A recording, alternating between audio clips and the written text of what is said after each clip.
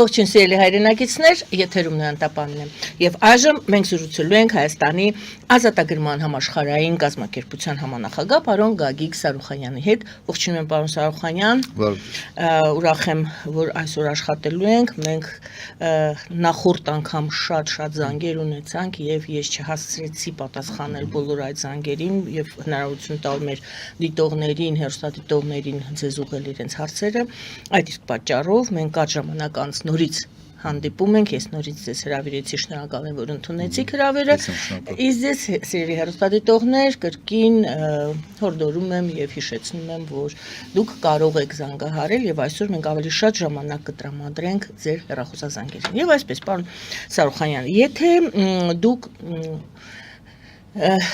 մտադրվեիք սոցհարցում անցկացնել Հայաստանում եւ պետք է կազմեիք այդ սոցհարցման հարցերը, բայց կետերը 3 կետեր պետք է տայիք, որպեսզի պարզեիք, թե ինչն է անհանգստացնում այսօր հանրությանը առավելապես։ Այդ առաջի 3 կետերի մեջ եւ 4-րդը լիներ այլ կամ դուք ինքներդ նշեք, ձեր նշած որ կետերը կլինեն, ինչ եք կարծում։ Մենք այսպես սոցհարցումի հարցեր կկազմենք այսօր հաղորդման մեջ, ինչն է անհանգստացնում ձեզ, եւ երրորդը ինչն է ձեզ ուրախացնում կամ ինչն է հուսադրող ձեզ համար այսօր Հայաստանում։ Եվ այսպես առաջին մեր հատվածը թող լինի, ինչն է առավելապես ձեզ անհանգստացնում Հայաստանում։ Ոչ միայն Հայաստանում եւ աշխարհում։ Կարևոր հարց եք բարձրացնում, ինչի համար ըստ էության ձեր հարցադրումը վերաբերվում է ոչ թե բուն ձեր հարցադրման իմաստին, այլ այն գնահատականին, թե ինչ կանով են կարողացել նախկին բոլոր իշխանությունները հասնել իրանց նպատակին։ Այն առումով, թե ինչ կանով է իրենց հաջողվել կոտրել այս ազգին, մեր ազգին, հուսահատեցնել մեր ազգին, հասցնել անտարբերության այս աստիճանի, որ իսկապես շատ դժվար է գտնել այդ հարցադրումները, թե ինչն է հուզում այս ժողովրդին։ Մենք երբ որ ասենք դիապազոնը շատ մեծ այնքան մեծ է, այո, եւ դրա մեջ դիապազոնը մեծ է հարցադրումների, բայց հիմքում ընկած է մեկ բան՝ հուսահատությունը։ Այսինքն այս ժողովրդին արդեն ոչ մի բան չի դարքրում։ Հա, ոչ չի դարքրում։ Դուք պատկերացրեք մի վիճակ, երբ որ պայքարելու իր ապագա, իր վաղվա օրվա կամ ճշմարտության կամ արդարության համար անգամ այն ձևը, որ իրանց մատուցված է, որ գիտեք ինչ կա, պետք չի գալ հրապարակ, պետք չի ինչ-որ ձեզանից ինչ-որ մի բան կտրել, պետք չի ձեզանից ինչ-որ մի գործողություն պահանջել, ընդամենը նույն գործողությամբ եք զբաղվում, ինչ-որ ամեն օր, այսինքն գնում եք աշխատանքի, գալիս եք, նստում եք ձեր էկրանների դեմ ու ձեր օրը անցկացնում եք մինչև հաջորդ օրը։ Ընդամենը պետք է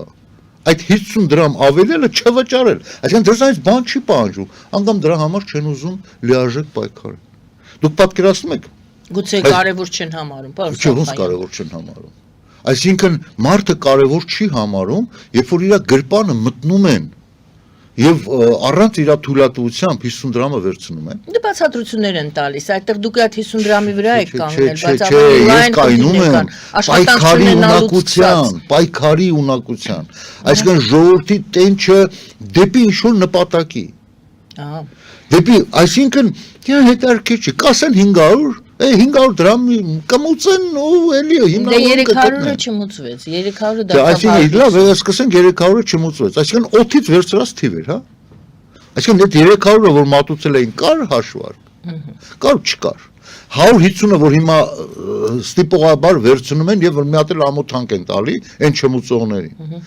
Այսինքն կա հաշվարկ, գնա գոյացման, ասենք քաղաքականություն գոյություն ունի, process-ներ կան։ Ոնց է գոյացել այդ 150-ը։ Չկա, այսինքն զորով մտնում են մարդու գրպանը։ Այդ թող ինձ ասեն, գիտեք ինչ կա, իրականում տրանսպորտի գինը 60 դրամ, հա,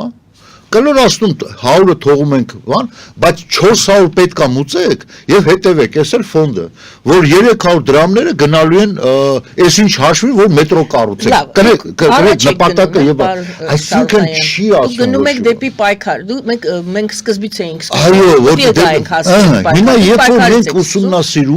երբ որ մենք ուսումնասիրում ենք ժողովրդի պատրաստակամությունը ինչ որ նպատակի հասնելու եւ դրանից էլ հետեւություն է սան թե ինչ է դեք հարցադրումը կանեի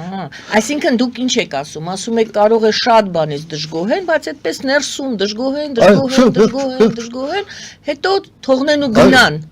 ոչ թե գնան դեպի պայքար գնան դեպի շտկելը այդ մասին է խոսքը ես դրա համար ասեցի ձեր հարցադրման մեջ կա շատ խորքային մի բան որ մենք ըստ էության այսօր տալիս ենք այն վերջի 35 տարվա ընթացքում 34 տարվա ընթացքում այս ոչ ու փուչ այսպես կոչված 4 իշխանությունների կատարած աշխատանքի վերաբերյալ նրանք կատարել են գերազանց աշխատանք ազգին ծնկի բերելու հարցով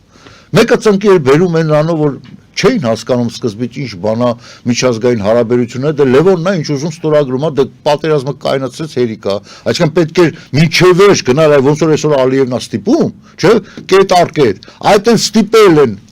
մեծ Ալիևին այս կետնել ստիպել հասցնել դա չի արել ինչու՞ չի արել ոչ թե փորձառու չէր այլ որովհետև ինքը Կրեմլի գործակալն էր չէր կարելի Կրեմլի ձեռից այս կռվախանձորը խլել չէր կարելի այսինքն նա պետքա թողեր այս վիճակը սենց նա է ձև արեց հետագայում ասենք Ռոբերտ Քոչարյանը ինչ արեց կոտրեց ժողովրդին իր քրեալիգարխիկ համակարգը զարգացնելով ամեն ինչը զարգացնելով հայկական երկաթգիծը անունը դնելով Հարավ Կովկասյան դրանով իսկ նախապատրաստել հող որ վաղը մյուս օր Հայաստանը դարձնել Հարավ Կովկասյան հանրապետություն ես տենց եմ հասկանում ինչա նշանակում Հարավ Կովկասի մենք անվանում ենք Ռուսաստանին Հյուսիս Կովկասյան պետություն, կայսրություն։ Դե Ռուսաստանն է, սա էլ է Հայաստան։ Այսինքն նման մանր, կարծես թե մանր, այդ գործարքը 100 միլիոն դոլարի կլորացրած 190 քանիս էր։ միլիոն դոլարի դիմաց ամբողջ տնտեսությունը հանձնեց ռուսներին ամբողջ բերեց մեզ կախվածության ռուսական կայսրությունից այն ժամանակ երբ որ պարսիկները ասում են եղբայր մենք ձեզ գազն էլ կտանք նավթն էլ կտանք դրա դիմաց սարքեք էլեկտրականությունը էլեկտրականությամբ վերադարձրեք մեզ չէ ոնց կարելի է ռուսական կայսրության ազդեցության տակից դուրս գալ կամ ինչ որ կոնկուրենտ այլ ընտրանք ունենալ Սրա մասին է խոսքը Սերժ Սարգսյանի օրոք մենք չենք մոռացել Սաշիկի տղայի հերոսությունները հա ոստիկանների նկատմամբ սովորական քաղաքացիների ու ոչ թե միայն դա օրինակը ես բերում եմ առանձին բայց վերջերս համատարած ով մի քիչ տեր ուներ մեշկ ուներ դու կարող մարդը սպաներ գին ուներ դա այսինքն կամած կոտրեցին Այն ասացվածքը, որը եղունգ ունես գլուխդ քորի, մտցրին զորով մեր ժողովրդի մեջ։ Ինչպես եք դա բացում հիմա մեր ժողովրդի դեպքում այդ ասացվածքը։ Ահա, այդ ասացվածքը, այսինքն դե կողքդ մարդ է սպանում, արա քեզ պետք է, նայ դու այստեղ 1000 դրամ ունես լռելու համար, լռի էլի։ Այդ ձև, եղունգ ունես գլուխդ քորի, 1000 դրամը փորը դա ցավացնում։ 5000 դրամը փորը ցավացնում, հա։ Վեկալ գնարա մեկը իրան կանցել են արդեն ով պետքա դե որոշված ա։ Այդ ընտրությունների թեման Այո, ամեն ինչի մեջ կոտրեցին վերջնական։ Եվ այս ոչ ու փուչը այսօրվա վերջնական ապացուցեց։ Ով եք դուք է։ Ով եք փողոց հելող եք դուք։ Դե հելեք տենա ինչ եք անում։ Ինչ կուզեմ եք ստորագրեմ։ Բարձավ։ Ինչ կուզեմ եք ստորագրեմ։ Այսինքն այն մեր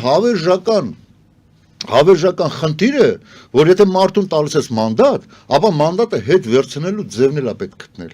Ու դրա ձևը կա։ Ոչ թե ասենք ինչ որ լրացուցիչ օրենքներով, այ եթե սենց չարեց հետ ենք կանչում, այդ հետ կանչման process-ն էլ է շատ բարդ։ Ընդամենը կարճացրել հետ կա։ Այսինքն 2 տարի սարքի։ 2 տարի հետո մի հատ էլ քննություն պետք է տա։ 2 տարի հետո մի հատ էլ քննություն պետք է տա։ Մի հատ էլ արանքում 1 տարի մեկ, մի հատ էլ փորձնական, ասենք միջանկյալ։ Այսինքն դժվարացրա։ Ատեստացիա անցկացրել։ Այո, իհարկե։ Որ այդ մինչև այդ մարդը դա պաշտոնի, ինքը պետք է իմանա, որ ես ընդունել եմ էսի այս ձևով, պետք է առնվազն գոնե այս ձևով հանձնեմ, եթե ոչ ավելի լավ։ Այսինքն ինքը պետք է զգա, որ ինքը պատասխանատվությամբ պետք է ենթարկվի։ Լավ է էլի, այնքան որ ինչ ճանապարհով ուզում ես հասի իշխանության, ինչ ճանապարհով ուզում ես կապ չունի իշխանություն հասնելուց հետո պրծած ես, որտեղ մենք տեսնում ենք, Լևոն, Ռոբերտ, Սերժ, ֆրֆռում են, ոնց ուզում են, հələ ոչ չեն ֆրֆռում, հələ մի հատ էլ հանդգնում են, որ մենք ենք ամենալավը, մեզ պիտի ընտրեք։ Ունեն այդ ռեսուրսները, գնեք ոնց ունեն, աշխատանք են ընդունել, մարդկանց ընդունել են աշխատանքի, ասում եք հելես միտինգի, ցույց տանք, որ մենք 20-30 հազար ենք, 50 հազար ենք, չհելար միտինգի աղբորոտել հետը չբերիր, գործից կզրգվես, այդ մարդն ընտանիք է պահում, մի օր չաշխատավ, ինք արդեն ինֆարկտի մեջ է, հիմա այս ժողովրդից, ինչ կարանք ուզենք, ինչ կարանք ուզենք, գնամ ես հարցնեմ, օրինակ փողոցում մոտենում եմ, բարև ձեզ, հա աշխատում եք, որտեղ եք աշխատում, օրինակ Ծառուկյան Գագիկի լցակայաններից մեկում կամ հիմնարկներից մեկում, կամ Սամվել Ալեքսանյանի, ասենք, սուպերմարկետներից մեկում մենեջեր եմ, եւ ինչ կարող է պատասխանի այդ մարդը, ոչ մի բան, ոչ մի հարցի ինքը ռեալ չի օթից մի ընդանուր ինչ-որ Facebook-ներում տեսել է, այնց մոտորապես բաներ, կասի կետա, բայց իրական, այդ մարդը իր իրավունքները չի պաշտպանի։ Չի պաշտպանի։ Իր մտահոգությունը չի իհարկե, որովհետև ինքը իր մտահոգությունը իր մեջ է։ Իր մտահոգությունը որ ասի, կկանչի այդ իր շեվը, կասի այ տղա, էստել է աստղես դառը, այս հարցեր ես բարձրացնում։ Պարոն Սաուխանյան, թույլ տվեք առաջին կետը ձևակերպել ձեր, փաստորեն դուք չասեցիք, բայց ձեր այդ բացված պատասխանից ես կգամ դրան էլի կասեմ։ Դուրս բերեմ տեսնենք, դա է թե ոչ։ Առաջին կետը ինչն է անհանգստացնում ձեզ, անհատապես դուք նշեցիք ինչն է ձեզ անհանգստացնում, ժողովուրդը պայքարելու ուժ ու իր ուժերին վստահություն չունի։ Կարելի է այդպես ձևակերպել։ Դա անհանգստացնող է։ Այո, դա անհանգստացնող է ինձ, անձամբ ինձ։ Եվ ես ամեն ինչ եմ անում, որ դա վերադարձնեմ ժողովրդին։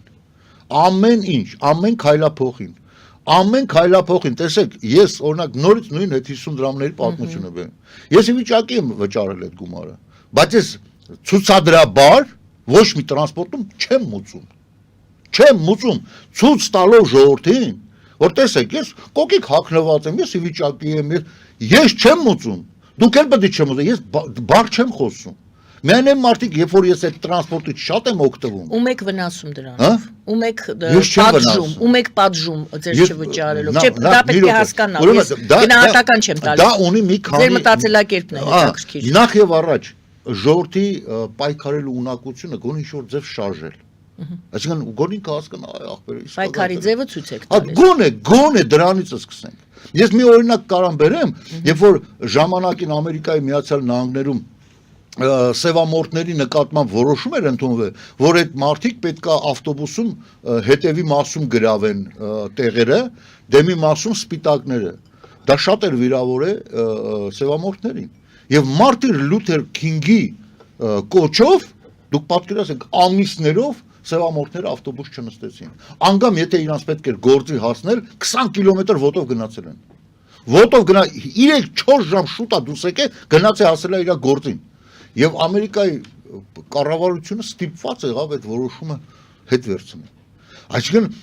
անգամ սևամորթները Ամերիկայի նման երկրում պայքարեցին եւ հասան իրենց նպատակին։ Եվ որ ես համեմատականը դնում եմ, որ ընդհանրապես այդ մարդուն պետք է ասես, գիտեք ինչ կա, տվեք ինձ հնարավորություն 100 դրամը մուծելու։ Այդ թերսելները բան արեցին, ընդ միայն 100-ով կարող ես վերցնել, ընդ ամոթանքի վրա են թողել։ Ամոթա, ասես նայում են հայացքները քո, իրան գիտեն թե իրան, պիտի ամաչի են 50 դրամ քո գրպանը մտնողը։ Պարոն Սաուխանյան, իհարկե մասնավոր դեպք եք վերցրել։ Այո, որովհետև այս բոլոր օրինակները պետք է մասնավոր դեպքի հասկանալի։ Բայց ես մի ուրիշ տարբերակ էլ բանաձևել ներկայացնեմ, հա։ Դուք իջնում եք, բայց ոչ թե չեք վճարում, այլ 100 դրամն եք դնում եւ դուրս գալիս։ Այդ տարբերակը որովհետև արդեն 1-2 անգամ ասել, որտե կամերա կա իրանց հրանգել են գումար չվերցնել, դե չեն վերցնում, դե որ չի վերցնելու։ Լավ, առաջինը ուրեմն ժողովրդը պայքարելու ուժ ու ամենակարևորը իր ուժերի հանդեպ վստահություն չունի, նա չի համարում ոչ թե ուժ չունի վստահ պայքարելու, այլ ինքը վստահ չի, որ այո, որ եթե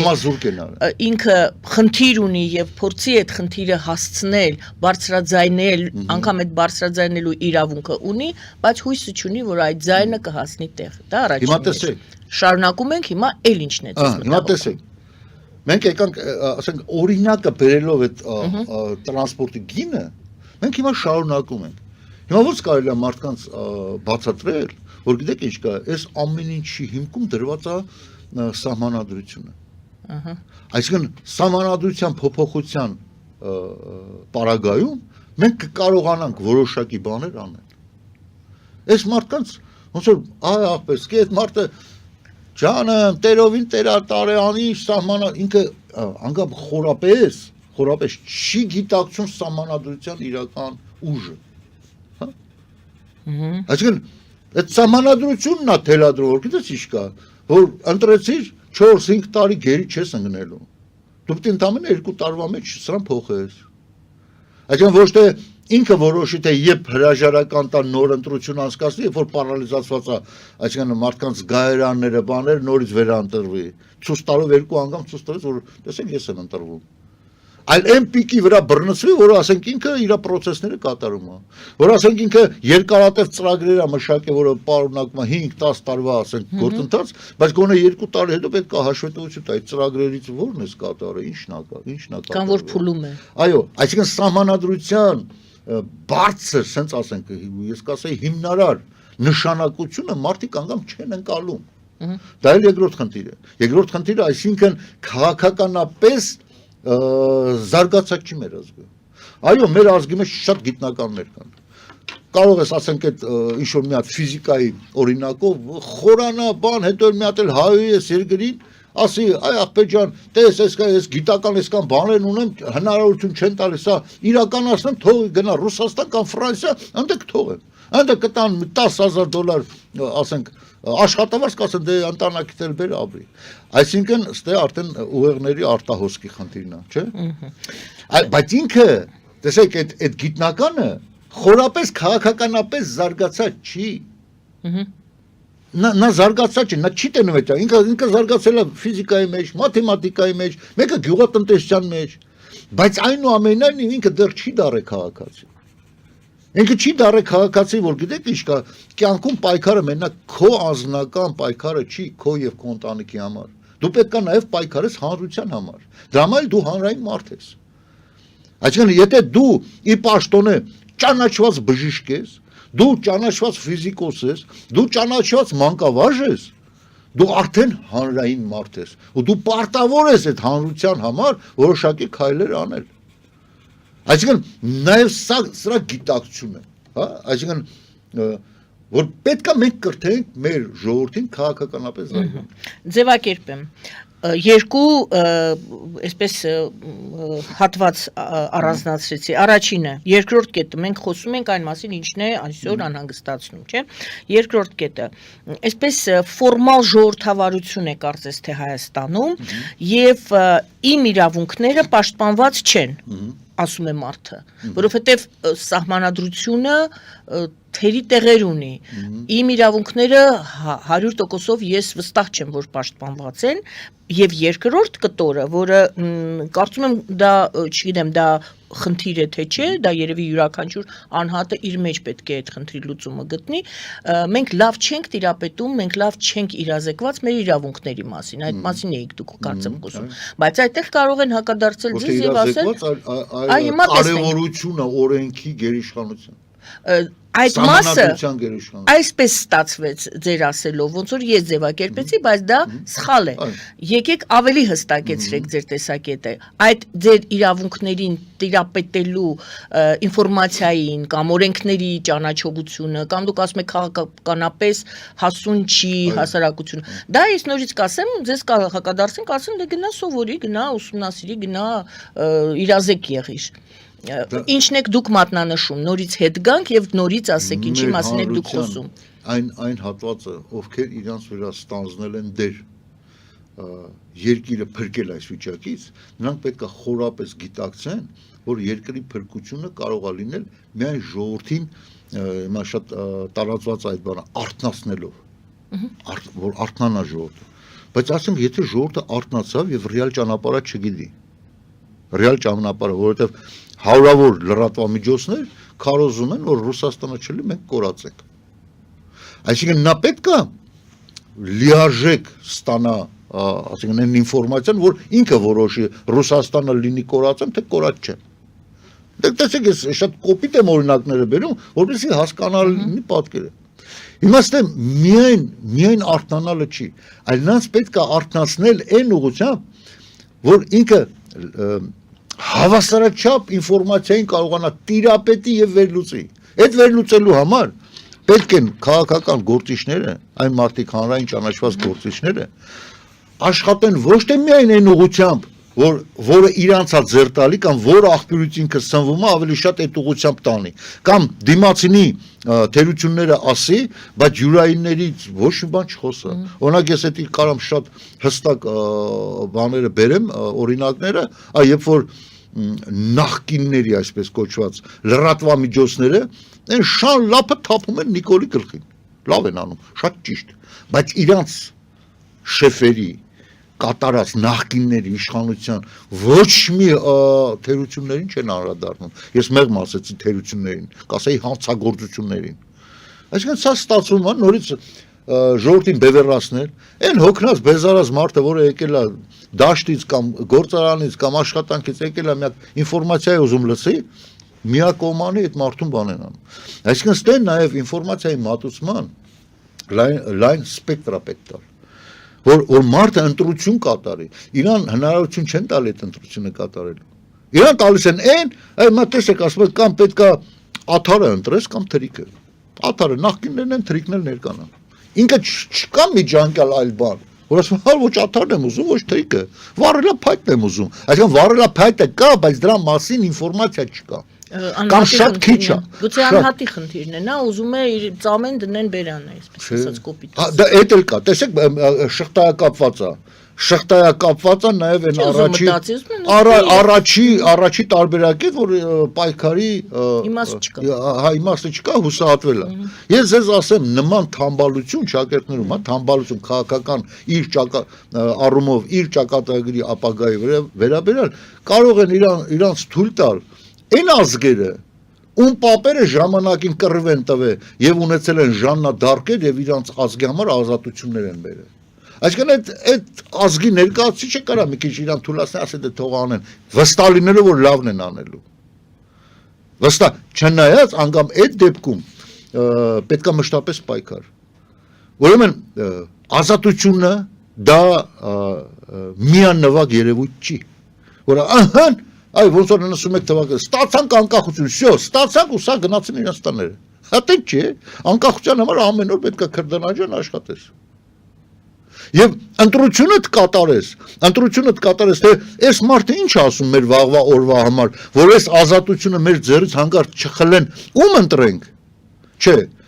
հրամցրեցին նորից ԶԼՄ-ների միջոցով, լավ ապեր տղեկի միջոցով, թաղերում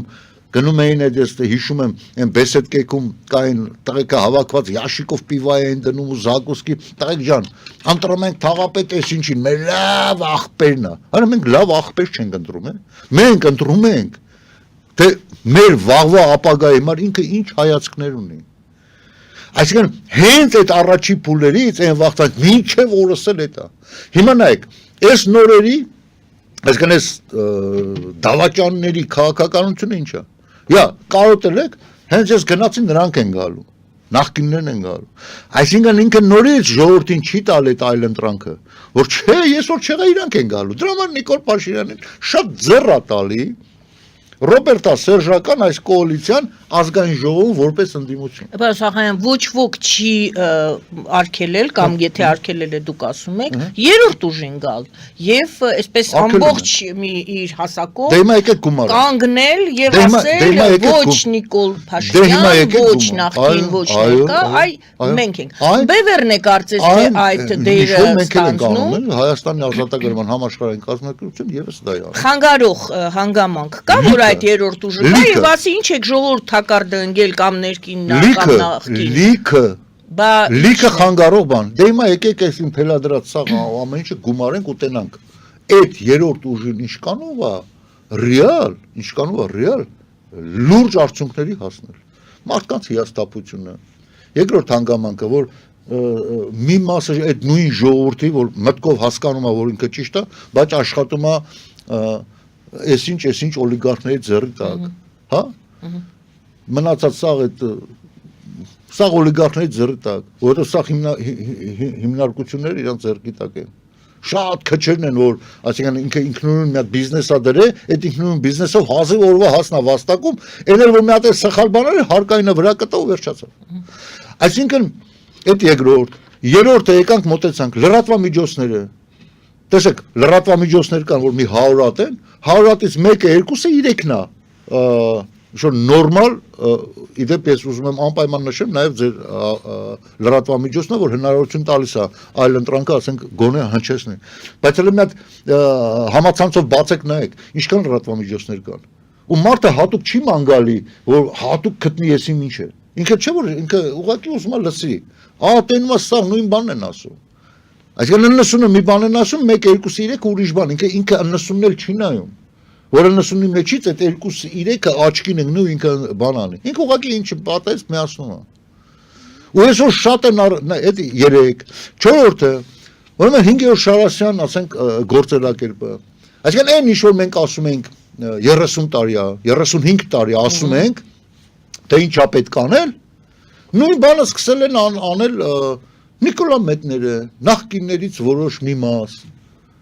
Այսինքն մարդը դասմար է, սրանք սիրուն են խոսում։ Ու դուք գիտեք ինչ, իմ մտքերը, որը ես 30 տարի եմ ասում, այս վերջի 1-2 տարվա մեջ աճած, ի հայտ եկած անձինք նույն բանը ասում։ Գուցե հասկացել են, խելոքացել են։ Չէ։ Վերջ։ Ուրեմն եթե հասկացել, խելոքացել են, ուրեմն իր մոտ պակասում է պարկեշտությունը։ Ինքը գոնե պետքա գա։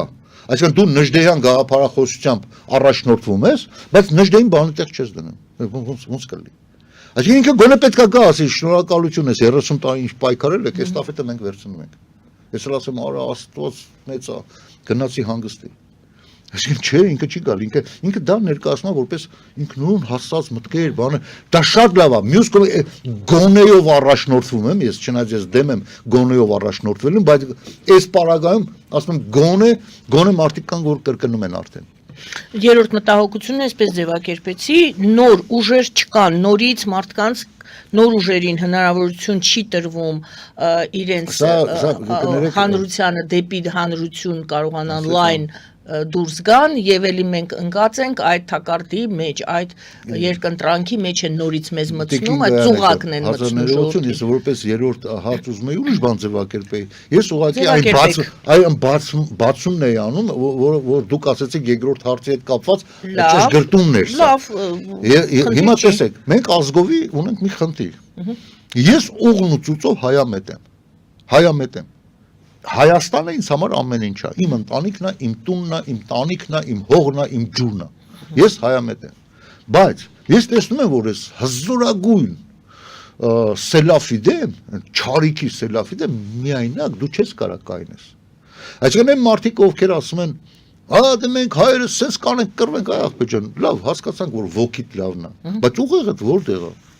Ուղեղդ որտեղ է։ Դեսա չկարողացանք մենք Արցախի դեմը առնենք, որովհետև չունեինք ճիշտ դաշնակիցներ։ Հիմա մենք տեսնում ենք Ուկրաինայում 35-40 միլիոնանոց երկիրը չի կարողանում միայնակ այդ սելավի դեմն առնի, չէ՞ որ ուրան ուզում են ճնշեն։ Այսինքն այստեղ հայերը պետքա մենք որպես պետություն, որպես ազգ, մենք պետքա ռեալ մեր դաշնակիցներն ունենանք։ Հիմա sense խնդիր քաղաքականության մեջ ինչպես հայտնի է, որ չկան հավերժ թշնամիներ, չկան հավերժ դաշնակիցներ, չէ՞։ Մենք տեսնում ենք, որ ռուսական կայսրությունը որպես դաշնակից հայերից նկատմամբ իր դերը չի կատարում։ Ինքը ընդհանրապես այս մեր հետ դաշնակցությունը, դաշինքի մեջ լինելու այդ հանգամանքը օգտագործում է այլ պետությունների հետ իրանց հարաբերություններ ճշգրտելու մեր նախասիրությունները վաճառելու կամ մեզի տեր կայնելու կամ տեր չկայնելու առումով ասենք տալիս է։ Արցախը այսօր ով ինչ ուզում ասի։ Տավել է Ռուսաստանը, թուրքերին, Ռուսաստանը։ Հիմա ռուսամետները շատ ուզում են փորձեն Թուրքիա, Ադրբեջան, Թուրքիան ակրել, Թուրքիան չի կրել։ Թուրքիան որպես փոքր աղբեր ասել է ես մասնակցությունս կունենամ, որ ասենք ընդգծեն աշխարհում, որ Ադրբեջանը, Թուրքիան նույնն է։ Բայց քաղաքական որոշումը Արցախի հանձնելու կատարվել է Կրեմլում։ Եվ Կրեմլից է եկել հրանգը, որ գիտեք ինչ կա, այն խաղապահ ճակերտներում, խաղապահ ուժերը, որը տեղակայված են Արցախի շուրջ ռուսական, Ուրեմն այնց կանեք, որ այդ խաղապաներով եւ Հայաստանում տեղակայված ռուսական այդ հզոր կոնտինգենտը, որ Թուրքիայի դեմը առնում է, չկարողացավ առնել 30 բնապահպանի, ադրբեջանական բնապահպանի դեմը եւ մոտ 1 տարի սովի մեջ շպայեցին Արցախը։ Սա է մեր դաշնակիցը։ Եվ գիտեք ինչ կա։ Ես նայում եմ Սալավյովի հաղորդման ժամանակ ասում եմ, բայց իրանք խաղապա չէին։ Ասում եմ, ինչ խաղապա, իրանք դիտորդներ էին։ Դիտորդ, այսինքն դուք դիտում եք ոնց են ցեղասպանում Հայաստանի մեկ մասին եւս, ինչ դիտորդ։ Չնայած մի կողմից ճիշտ ասում, որովհետև իրան դիտում են միջազգային ատյանները, այսօր երբ որ ռուսները Կրեմլից ասում են, ոչ, Ուկրաինայի եւ Ռուսաստանի միջև չի կարա այլ պետությունների զորք տեղակայվի, դա պետք է լինի միայն ՄԱԿ-ի մանդատով, չէ՞։ Բայց դուք ունեիք ՄԱԿ-ի մանդատ։ Դուք ունեիք ՄԱԿ-ի մանդատ, որ դեզի խաղապահ էիք կրճակում, այսինքն դուք ագրեսիվ մի պետություն էիք, որը եկեք կայնացրել էր մեջտեղը եւ տենար ով ինչա տալի ըստ դրա դիմացել, ուրեմն ինքը նորից ընտրեց թուրքական աշխարհը, ինչպես որ 100 տարի առաջ Արցախն ու Նախճիվանը հանձնելով այսպես կոչված սովետական ժամանակահատվածում հանձնելով թուրքերին, այսօր ուզում է հանձնել նաեւ այդ Միջանսկը, որովհետեւ այդ Միջանսկը կենսականորեն Ռուսաստանի համար ավելի կարևոր է, քան Հայաստանը։ Ռուսաստանի համար ես հասկանում եմ, որ այստեղ թուրքական աշխարհի եւ ռուսական աշխարհի շահերը համընկնում են այդ Միջանսկի առումով։ Եվ ռուսամոլները միանշանակ դա ներկայացնում են որպես թուրքերն են սա անում, բայց ես համոզված եմ, որ եթե մենք չունենանք դավաճան դաշնակից, այս բաները չէր լինի։ Ավելին, պատերազմի պարտությունից հետո ես անմիջապես գնահատականը տվել եմ մամուլով, տվել եմ, որ անգամ Ռուսաստան, Թուրքիա, Ադրբեջան, Պակիստան, այդ երկրների միաբանությունը, որ եւ պլյուս դան, այսինքն տերորիստները, որ Սիրիայից ու եսին որտեղից բերում լցում էին մեր դեմը։ Էլի մենք կհաղթենք, եթե չլիներ 5-րդ ուժը միացած դրանց, Հայաստանի իշխանությունները։ Ու ոչ միայն այսօրվա իշխանությունները, այլ նախկին գեներալիտետը, նախկինների ձեռով նշանակված գեներալները, ովքեր իրանց դաբրոները, ասենք ճակերտներում ասեմ, թույլտվությունները գեներալ ստանալու, ուսադրիները փոխելու, ստանում են միայն Լուբյանկայից։ Իսկ Լուբյանկայից գեներալ նշանակելուց Հայաստանում, այսինքն թույլատրելուց, որ իրան գեներալ նշանակեն, բնավ չէին առաջնորդվում, թե ինքը լավ հայա թե չէ։ Ոնց ճեղքենք այդ իրավիճակը այսօր։ Ահա, հիմա տեսեք, շատ լավ հարց։ Ուրեմն այն ուժերը, ովքեր իրանց նպատակը դրել են այնուամենայնիվ ժողովրդական ցասում առաջացնելով հասնել այդ նպատակին, ես բնավ ոչ քննադատեմ, ոչ էլ բան։ Լավ են անում, դա էլ է պետք։ Թող շարունակեն, բայց մեր կազմակերպությունը տեսնելով, որ նման տեմպերով շարունակելուց կարող է 500 տարի հետո հասնենք նպատակի։ Դրա համար մենք ավելի շատ այսօր աշխատում ենք արտաքին ուժերի հետ։ Արտաքին ուժերի հետ։ Այսինքն դա նշանակում է հետևյալը. ազդեցիկ անձիկ, ովքեր ուժեղ քաղաքակիրթ աշխարհում ունեն ազդեցություններ իրանց կառավարությունների վրա, մենք աշխատում ենք իրանց հետ։ Շատ թեզեր մենք այսօր կարողացել ենք անցկացնենք։ Շատ մտքեր դարձրել են իրանց սեփականությունը։ Դարձրել են, այլ բանա թե դա մեխանիկապես ինչպես պետք է ռեալիզացնեն։ Դա էլ միգուցե իրանց մասնագետները ավելի լավ կհասկանան մեզանից, կամ մենք էլ որոշ բաներ քիչ տալիս ենք։ Դրա համար մենք գտնում ենք, որ մեր հանրությունը այն աստիճանի է հիվանդ, որ ինքնուրույն ինքը իր բուժումով չի կարող զբաղվել։ Իրան պետքա պարտադրված բուժեն։ Ես մի sense մատչելի օրինակ բերեմ, որ ասենք մարդկանց հասկանալի լինի։ Պատկերացրեք հիվանդանոց, որը հրդեհ է բռնկվել։ Այսինքն ես հիվանդանոցը նկատի ունեմ հետ սովետական երկրների, ասենք վիճակը այսօր հիվանդանոցի նման է, որտեղ հանրությունները հիվանդացած են որոշակի իրենց պատկերացումներով, որտեղ դա սովետական այդ աթեիստական հակաաստվածային հանրությունը չէր կարող իր հետքը չթողեր ժողովուրդների վրա։ Դե հիմա պատկերացրեք պալատներ են, մի ազգը թույլ է հիվանդացած, մի ազգը ուժեղ։ Թերապիայի բաժնի հիվանդներին ասում են հելեք փախեք։ Անգամ են տրավմատոլոգիան է կարողանում սայլակներով էլի մի կերպ ինքն իրան տեղափոխի։ Բայց հայ ժողովուրդը այսօր նման է ռեանիմացիայի, վերակենդանացման բաժնի հիվանդներին, որը ինքն իրան իր վիճակի չի, այսինքն դե պետք են սայլակներ եւ մարդիկ ովքեր կօգնեն։ Այդ մարդիկ կարող են լինել միայն դրսից։ Մենք այդ աստիճանի հիվանդացած հանրություն ունենք եւ մենք փորձում ենք այդ դրսից ուժերին կենտրոնացնենք այս Դրսի ուժերը ունեն իրենց շահերը։ Բա պետք է շահերը համընկնում են այսօր։ Այսինքն պետք է գտնել այն։ Այսօր շահերը, օրինակ կոնկրետ Ամերիկայի Միացյալ Նահանգների հետ այդ շահերը համընկնում են։ Թրամփյան Կապ չունի Թրամփյան, ուրեմն Թրամփյան չկա։ Ուրեմն սա մեր հետ սովետական մտածելակերպն է։ Եկավ Պուտինը, Պուտինյան է դառնում Ռուսաստանը։ Թրամփն է միշտ էլ մնալու ամերիկյան։ Լավը չեղավ ռատ կանեն։ Հիշեք, ես միշտ ասել եմ, լավը չեղավ, շատ էս խաղիկները տարավ, շատ էս սիրավեպերը շարունակեց Պուտինի հետ, ուղղակի կտան քամակին եւ կշպրտեն դուս։ Հիշեք իմ բառերը։ Ամերիկան հզորագույն մի պետություն է, հզորագույն, որը այո, Թրամփի օրոք մոտակա 2 ամսվա ընթացքում հասցրեց այնքան սխալներ անել, բայց հələ մենք հələ չգիտենք դա սխալներ է թե ինչ-որ արդյունքները դեռ չեն։ Հա, արդյունքները չեն։ Ես նայում եմ, ասենք սխալ, բայց մատակարարումը Ուկրաինային շարունակվում է, Ուկրաինան լավ է ռմբակոծում, ամեն ինչ էլ անում։ Տեսեք, ուզում եք ասեք, ստախոս ունեք դուք Պուտին, Փաշինյան, Օրբան, հա, դուք ունեք Կիմ Չին Ին, հա, դու մեր ստախոսը ձեզանից ավելի ստախ։ Ինչ ուզում անում։ Օրինակ եմ ասում։ Ուրեմն շահերը պետք է դուք ասում եք ռեանիմացիայի հիվանդի նման է եւ պետք է դուրս բերի օտար երրորդ ուժը, ես հարցրեցի այդ երրորդ ուժի շահը, անձնականը դուք ասացիք պետք է համընկնի։ Ու համընկնում է։ Այսօր փառք ասու, պատմությունը բերե այս աշխարհում այս բռնկվող իրավիճակը բերել այն եզրակետին, որ փառք ասու, որ մոլորակի ամենամեծ ու հզոր պետության շահերը համընկնում են։ Ինչն է շահը։ Օրինակ չկարծեք ինչքան էլ Տրամփը Պուտինին գովում է, որ լավն ես, բան դու հարցակվող չես, դու լավ մարդ ես, քննարկում են զանգելա խաղաղության համար, քննարկում է իրանց բիզնեսը թե Ռուսաստանի հետ վաղ միսօր ինչ կարող են անել։ Ես չգիտեմ սա ինչ խաղեր է, վաղ միսօր կերևա։ Բայց հավատացեք, հերթական կայսրությունը Ամերիկան չի հանդուրժելու։ Այսինքն ունի ռուսական կայսրություն, որը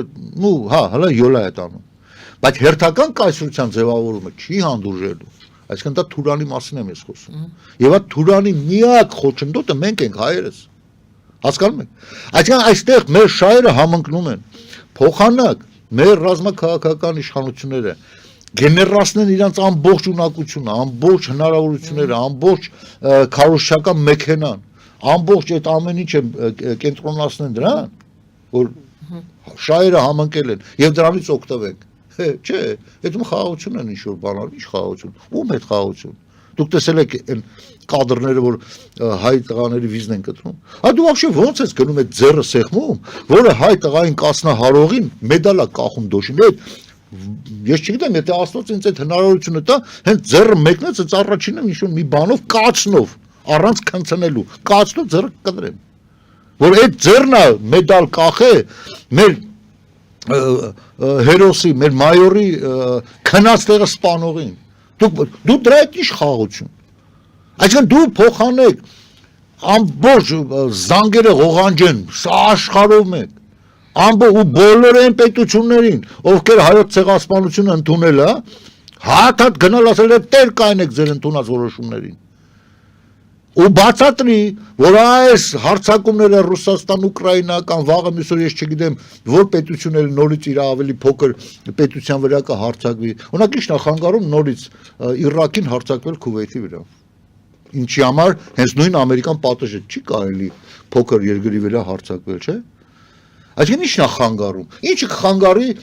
Թուրքիային հարձակվել Հայաստանի վրա։ Ինչը կխանգարի, օրինակ ասենք, Թուրքիային հարձակվել նույն Վրաստանի վրա։ Ինչը կխանգարի, ասենք, Պարսկաստանին հարձակվել, Հայաստանի վրա։ Դուք շրջանցում եք, բայց չեք ասում Ադրբեջանին ինչը կխանգարի հարձակվել Հայաստանի վրա։ Ես էդի թողել եմ արդեն մարդկանց մտածելու վրա։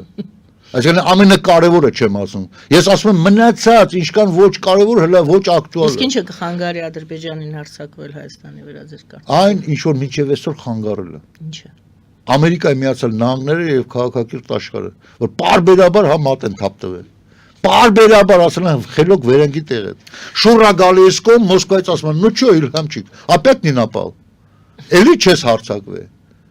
Ընդ դեսեն գեներալում են գնալ հասցնում են մի վիճակի նորից են զանգում, արա խելոք վերանգի տեղ է։ Այսինքն նայելա գիտակցում, նման ստե ինչն է։ Հիմա տեսեք, Ռուսաստանը եւ Թուրքիան դրանք ապօրինի ստեղծված պետություններ են, որը ժամանակի ընթացքում աշխարհի կողմից ճանաչում են ստացել։ Եվ այդ ապօրինի պետությունների ապօրինի ամուսնությունից ծնվել է Ադրբեջանը։ Ադրբեջանը Ռուսաստանի եւ Թուրքիայի ապօրինի զավակն է։ Եվ իրանք ատամներով պահելու են այդ գոյացությունը։ Եվ իր գոյության 100 տարվա ընթացքում ամեն ինչ արել են, թե անունը դնենք սովետական իշխանություն, չնայած դա ռուսական կայսրություն էր։ Ամեն ինչ արել են, որ հայկական հետ կա մաս։ Լավ, այդ գիտենք։ Ջնջեն։ Եթե դեմ չեք, ընդունենք հեռախոսազանգ։ Այո, բարև ձեզ, լսում ենք ձեզ։ Ալո։ Ալո, բարև ձեզ, լսում ենք ձեզ։ Այո, բարև ձեզ, լսում ենք ձեզ։ Այո, լսում ենք ձեզ։ Okay, Տիկին Արաքելյան։ Այո, լսում եմ, այո։ Okay, Տիկին Արաքելյան, ես գիտեմ, որ դուք շատ խելացի ազնվորություն եք, չափից ավելի խելացի։ Առաջերտին ես մի բան եմ ուզում ասել մեր ուժին։ Բարեկամ, Հայաստանը այսօր կանգնած է կործանման առաջ։ Ես ինչքան որ հիմա դու հեքիաթներ ես պատմում, չենք ուզում լսենք, ուզում ենք, որ այդ րոպեմ առաջ այդ Փաշինյանը հեռանա մեր երկրից։ Մենք կորցրել ենք մեր պետականությունը։ Դու եկել ես Պուտին, խառնել ես իրան։ Մենք չենք ուզում այդ լսենք, մենք ուզում ենք ժողովուրդը հելի բոդի այս կործանումից հեռնենք դուրս։ Ժողովուրդը կործանվելու է, թուրքերը գալու են։ Լավ, էլ մի շարունակեք մեզ վախեցնելար, մենք այսպես ասած շատ բարի։ Առիթներ շատ Ուրեմն ես վախեցնողներ շատ կան։ այնուամենայնիվ չնայած հարցադրումը այնպիսի տոնայնության մեջ էր հեքիաթների մասին, ուրեմն ես կհիշացնեմ այդ հեքիաթահանին, որ ես մասնակցել եմ Հայաստանի պաշտպանության եւ Արցախի պաշտպանության բոլոր պատերազմներին, ի տարբերություն շատ ու շատ եւ Իրան նմաններին, որ ասենք հերրավոր երկրից բան են անում։ Ուրեմն մի հարց կա, էլի։ Ստե Նիկոլին հեռացման կամ չհեռացման մասին չի խոսքը։ Երբ որ մենք որոշենք, թե Նիկոլին հեռացնելուց հետո ով է գալու, նույն կրեմլյան գործակալը, թե ասենք այս կրեմլյան գործակալն ավելի լավ։ Այն ժամանակ մենք կգործենք հստակ։ Օրինակ ես կառաջարկեի այդ քաղաքացուն հենց վաղը տոմսը առներ, գար Երևան,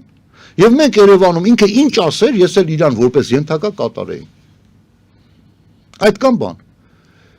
Ու հերվից հայրենիքը սիրելը շատ հարմար է։ Ես բնավ չեմ ուզում վիրավորեմ բոլոր սփյուռքահայերին, որովհետև մենք շատ ու շատ օրինակներ ունենք, ինչքան սփյուռքից եկել են հայերը զինակից որպես կողքս կայնած, մենք միասին պատերազմել ենք։ Ես շատ օրինակներ ունեմ։ Ունեմ շատ օրինակներ, ովքեր այսինքն հավատալով իշխանությանը, այդ նույն Նիկոլին ում դեմ այսօր դուք եք սփյուռքից գովաբանում Նիկոլին եւ Նիկոլի կառավարությանը 150-ից 200 միլիոն դոլար հավաքեցիք, ուղարկեցիք իրան, ինքը ինչ արեց։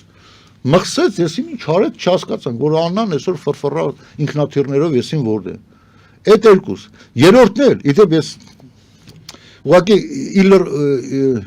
իլրում ասենք մյուս լսողներին։ Ուրեմն ժամանակին ես մի հոդված էի գրել, որ Նիկոլը խամաճիկ է։ Ինչի վերաբերյալ ին վրա քրեական գործ հարուցեցին։ Եվ այդ քրեական գործը հասավ քննության, քննչական մարմիններ, որ վիրավորել է Պաշտոնյաններին։ Ես ուրեմն այնտեղ բացատրություն տալուց, այդ կան այդ թղթերը։ Բացատրություն տալուց գրեցի, որ գիտեք ինչ կա, Նիկոլի խամաճիկ անվանում են նաև Իլհամ Ալիևը։ Ասում են, նա Կրեմլի խամաճիկն է։ Եվ այդ բառերից հետո Իլհամ Ալիևի Նիկոլ Փաշինյանը հայտարարում է լուր աշխարհին, որ Ալիևը շատ գրագետ եւ կիրթ մարդ է։ Ոնց է ստացվում, որ Թշնամի պետության ղեկավարը Իլհամ Ալիևը, որ Փաշինյանին անվանում է խամաճիկ, ինքը գրագետ եւ կիրթ մարդ է, եւ այդ իր քաղաքացին, որ ասում է, այո, Կրեմլի խամաճիկ ես, ին վրա քրեական գործ են հարուցում։ Ուրեմն մարդ ինչքան պետք է 1000 ներողություն եմ խնդրում, բարոյական օրենքներից զուրկ լինի, այսինքն բոզ լինի, որ իր սեփական քաղաքացու նման հոդվածով գրական գործ հարուցեցի։ Ուրեմն այս մարդիկ ավելացրեցին այդ իմ բացատրությունը, նաև այդ բարոյական օրենքներից զուրկ լինելու հանգամանքը եւ գործը հասավ դատարան։ Եվ դատարանում պատկերացեք, ես արդարացվեցի։ Այսինքն դատական process-ը ես սկսել եմ նույն Նիկոլ Փաշինյանի գրքի գրված մասերից, հա, ընդ շատ լկտի բաներ, ասում տեսեք, սա նախ որպես էակ է անբարոյական, եւ իրան պահում է անբարոյական նաեւ քաղաքականության մեջ։ Եվ արդարացրեցի, դուք պատկերացնում եք, սա իր լրոնն, որ ես բնավ դեմ չեմ Նիկոլ Փաշինյանին հանելու։ Այս քաղաքացին կհամաձայնվի ինքը գա ստանձնի դերը եւ իր ծրագրերով։ Այստեղ կարևոր չի անգամ այո դուք ճիշտ եք ասում ով է փոխարինելու, այլ ինչ ծրագրերով է փոխարինելու։ Երկրորդ հեռախոսազանգը ընդունենք, այո, բարև ձեզ, լսում ենք ձեզ։ Այո, լսում ենք ձեզ։ Hello, այո։ Այո, լսում ենք ձեզ։ Բարև ձեզ Կանե ջան, եւ շատ շնորհակալություն հյուրը որ ելույթ ունեցավ այսօր։ Ես շատ արագ մի վայրկյանով ուզում մտքերս ձևակերպել։ Ինչ քաղաքական դիրքորոշման եւ ինչ մարտահրավերների կազմակերպվածության մասին խոսեց, դա բավական է բարձրագույն մակարդակ պիտի մարդ ունենա, որ հասկանա, որ ասես չէ հիվանդ է ազգը, ինչ պիտի անել հիվանդությունը բուժել, բայց ցավալի է պարոն Սաֆարյան, որ դուք ինչ որ ներկայացրեցիք, ասեցիք, որ ամբողջ աշխարհի հայ ազգը պետք է լինի մի ուղեղ, մի հոգի, մի մտածողություն, կապ չունի Հայաստանում, Ղարաբաղում, Ամերիկայում, որ հասկանա ինչն է պատճառը հիվանդությունը եւ ինչպես բուժվի։ Չկա այդ գիտակցությունը քաղաքական, որ մարդիկ տեսնեք, զանգում են ինչեր են ասում։ Մեկը չի հասկանում ասածը, մյուսը ինչ որ ապուշ բռնաբարությունից է խոսում անհարմար է։ Ամբողջ ազգը պետք է ունենա բարձրագույն քաղաքական դիրքորոշում մտածողություն, որպեսզի լինի մի հատ ուժ, ասենք թե օրինակ ձեզ ընտրեցին, չէ, ղեկավար դարձաք, չէ, ասեք Նիկոլը կարևոր չի, բայց մի հոգով, ասում մի ծաղկով գարուն չի բացվի, ահռելի բանակա պետք որ լինի ձեր շուրջը, բայց այդ դեպքում հարց եմ տալիս, եթե դուք էլ եղաք կամ մի ուրիշը բևեր եղավ, մեծ ուժ եղավ եւ մեծ բանակ եղավ, բայց այդ դրսի արտաքին ստոր դավաճան այդ ուժերը ոնց պիտի պայքարեք դրա դեպ իմացաք հարցը ինչպես է նայեցեք շնորհակալություն շնորհակալություն շատ ճիշտ հարցադրում իդեպ մեր հաղորդման ընթացքում հարգարժան Տիկին Գայանեն այդ հարցը բարձրացրել էր ինչու եթե ոչ նախկին եւ ոչ ներկա ապա չի առաջանում այն երրորդ ուժը որը կստանձնի իր վրա ղեկավարությունը դուք ըստ երևույթի հենց այդ նույն հարցի շարունակությունն եք դնում այս ձեր հարցադրման մեջը այո իմ գործունեությունը ուղղված է նաև հենց դրան որ այդ երրորդ ուժը այնուամենայնիվ ձևավորվի ու ոչ թե առանձին վերցրած ինչ որ առանձին վերցրած մի քաղաքական ուժի կամ առանձին վերցրած շարժման շուրջ այլ պետք է նաև մենք կամաց չնայած ժամանակը էլ չունենք ես միշտ ասել եմ դրան այլ քաղաքական մշակույթը մենք մեր մեջ ընդունենք միավորվելու քաղաքական մշակույթը, հա, կարծես թե չունենք։ Հիմա տեսեք, լավ ին վրա օրինակը բերեմ, որ մյուսներին ասենք, ես օրինակ կհամարեի, որ իմ շուրջը եկեք միացեք ինձ, չէ, այդպես չի։ Ես ասում եմ, նմանատիպ մտածելակերպ ունեցող կազմակերպությունները, անհատները Թեկուզ եթե ոչ 100%-ով, այլ 80, 60, 70%-ով համընկնում է, մենք պետք է կարողանանք նստենք կլոր սեղանի շուրջ, ինչ կանել այդ կոնկրետ անձը ինձ համար ատելի չլինի, որպես անձ։ Այսինքն իր գաղափարները նույնն են իմ գաղափարները։ Մենք պետք է կարողանանք մեր ինչ-որ մի մասից հրաժարվել, քանի որ որպեսզի չվիրավորեմ դիմացինից, չէ՞ որ մենք միավորվում ենք։ Այս միավորման մշակույթը բազմիցս ես ասել եմ, թե ինչա պետք անել։ Հիմա ուղղակի ժամանակը չի երիկի, որ լիարժեք պատասխանեմ։ Մենք պետք է միավորվենք, ստեղծենք օրինակ ինչու՞ չէ, ես չեմ ուզում ճակերտները այսօր բացեմ, բայց ես իմ աչքի առաջ արդեն եմ տենում երիտասարդ մի քանի գործիչների, ովքեր շատ լավ կարող էին, այսինքն այդ ապագա կառավարության մեջ լինեին, ապագա լիդերներից, այսինքն որոնք կառաջնորդվեին կոնսենսուսի եւ համատեղ հարգանքի մթնոլորտում, չնայած ծագումնաբանությունը այդ կազմակերպությունների տարբեր են, բայց մտքերը նույնն են։ Մենք կարող ենք համախմբվել եւ նաեւ, եթե Սփյուռքն է, ինչ վերաբերվում է Սփյուռքին, Սփյուռքը այստեղ անելիք ունի։ Վաղը կգա անսպասելի, հիշեք, անսպասելի մի հատ նորից ընտրություն, որը մենք սպասում ենք 1.5-2 տարի հետո պետք է լինի, հələ դեռ ժամանակ կա 2 տարի, բայց կարող է 6 ամիս հետո լինի։ Օրինակ եմ ասում, եւ նորից անակնկալի գանք, դրա համար այսօրվանից Սփյուռքում էլ դուք որոշեք, ոնց կոնտակտները մեզ հետ բանանեք, որպեսզի մենք ի վիճակի լինենք մասնակցելու այդ ընտրություններին։ Ի վիճակի լինենք։ Տեսեք, այդ խոչընդոտների մեջ, որոնք ես պատասխանեցի Տիկին Գայանեի առաջի հարցադրումն ժամանակ, որ մի քանի հանգամանքներ կան, որ կան խանգարող հանգամանքներ։ Այո, նաև խանգարողը հենց դա է, նույն ֆինանսական հնարավորությունները, գիտեք ինչ կա, երբ որ մարդը շատ է խոսում ֆինանսներից, որոշ, այսպես ասած, ցեխ շպրտելու ունակ մարդիկ կարող են դրանից կարճել ու ինչ-որ մեկնաբանություններ անել, բայց հավատացեք, առանց ֆինանսական հնարավորության գոնե մինիմալ։ Դե հենց նույն Թրամփն ու Հարիսը, տեսեք ինչ ֆինանսական միջոցներ։ Չես կարող։ Դրա համար այս առումով ես մեր տիկնոջը կոչ եմ անում։ Տարածեք այս մտքերը, տարածեք այս ասածները, որ դուք պետքա կարողանաք աջակցել մեզ։ Այո, այսօր տեսեք, մենք գիտենք, որ որոշակի օգնություն ստանում է նույն ազգային ժողովրդավարական բևեռը, բայց հավատացեք, այդ այնքան չնչին գումար է իրանց կազմակերպության համար, որ հազիվ դա հերիքում է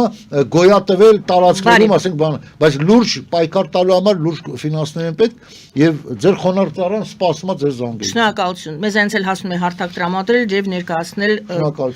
երրորդ ուժերի բոլորի տեսակետները։ Հայ ազատագրման համաշխարհային կազմակերպության համանախագահ Գագիկ Սարուխանյանն էր մեր հյուրը այսօր, զրուցվար մեր Գայանե Առաքելյանը, բարին ընձեզ։